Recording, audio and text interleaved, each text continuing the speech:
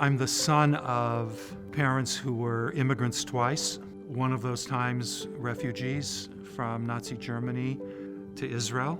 And I was born in Tel Aviv 6 months before the state was officially born.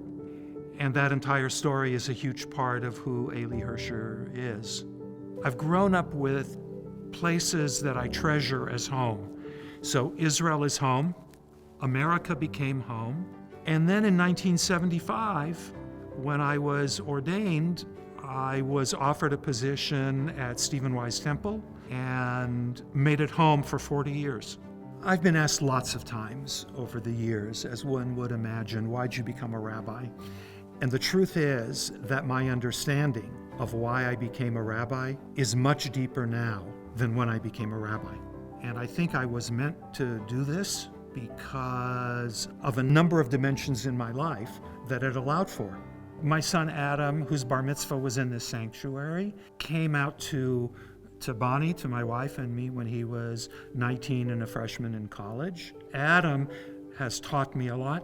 He has been able to help me understand things through a much more personal perspective, through his eyes. I stood under the chuppah with Adam and Dustin and officiated at their wedding. Something that would have been impossible to imagine when I was growing up, to imagine when I became a rabbi. I came to know a little more about JQ and the work that it was doing. So JQ comes to Stephen Wise, and there's a lovely partnership that's created. And part of the work that JQ does is say, we want to help people not be hidden. We want to help make it safe not to be hidden. So allyship, that seems like that's a no-brainer. Like, how could you not be for that? I always go to Abraham, that's part of our core story, sitting at an open tent in the heat of the day, welcoming people who might not be welcomed otherwise. There wouldn't be a Jewish story had he not done that. JQ helps open tents, Jewish tents, opening doors, opening hearts, opening minds. That's my JQ story.